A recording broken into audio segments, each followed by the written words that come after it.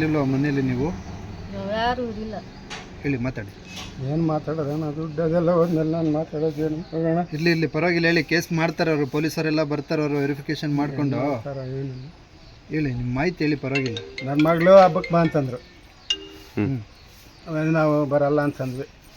ಮಗಳು ಒತ್ತಾಯ ಮಾಡಿದ್ರು ಬರ್ರಿ ಹಬ್ಬಕ್ಕೆ ಅಂತಂದು ಹೇಳಿದರು.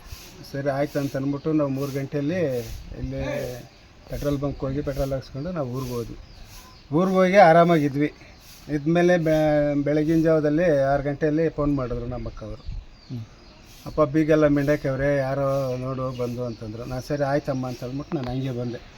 ಬಂದ ತಕ್ಷಣ ಎಲ್ಲ ಕಿತ್ತು ಈ ಬಿಸಾಡಿ ನೋಡು ಬೀರು ಇದೆಲ್ಲ ಕಿತ್ತಾಕಿ ಬಾಕ್ಲೆಲ್ಲ ಮಿಂಡಿ ಇದೆಲ್ಲ ಮಾಡಿ ಹಿಂಗೆ ಹಾಳು ಮಾಡಿ. ಏನೇನು ವಸ್ತುಗಳು ಹೋಗಿದ್ದಾವೆ? ನಾವು ಉಂಗುರ್ಗಳು 2 ಹೋಗಿದ್ದಾವೆ, ಕತ್ತಿ ಚೈನು ಹೋಗಿದ್ದಾವೆ, ವಾಲ್ಯ ಜುಕ್ಕಿ ಹೋಗಿದೆ, ಡ್ರಾಪ್ಸ್ಗಳು ಹೋಗಿದ್ದಾವೆ, ಕ್ಯಾಶ್ 60,000 ಹೋಗಿದೆ. ಒಟ್ಟು ಮೊತ್ತ ಎಷ್ಟಿತ್ತು ನಿಮ್ಮದು? ಒಂದು ಅಂದಾಜು ಹಣ ಅಂತ ಎಷ್ಟು ಏನು ಹೇಳ್ತೀರಾ?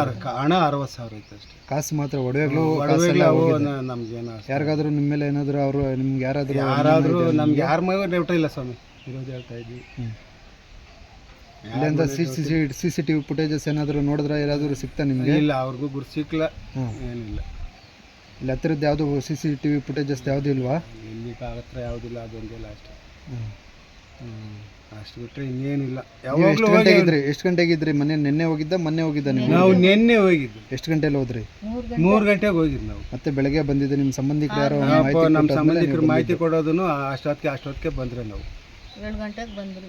7 ಗಂಟೆಗೆಲ್ಲ ಇಲ್ಲಿದ್ವಿ. ಗಂಡ ಹೆಂಡತಿ ಇಬ್ಬರೇನೆ ಇರೋದು? ನಾವು ಇಬ್ಬರೇ ಇರೋದು. ಮಕ್ಳು ಯಾರು ಇಲ್ವಾ? ಮಕ್ಕಳು ಇದ್ದಾರೆ, ಅವನು ಬೇರೆ ಇದ್ದಾರೆ. ಮಗನ ಒಬ್ಬನೇ ಮಗನಿರೋದು, ಅವ್ನು ಬೇರೆ. ಅವನು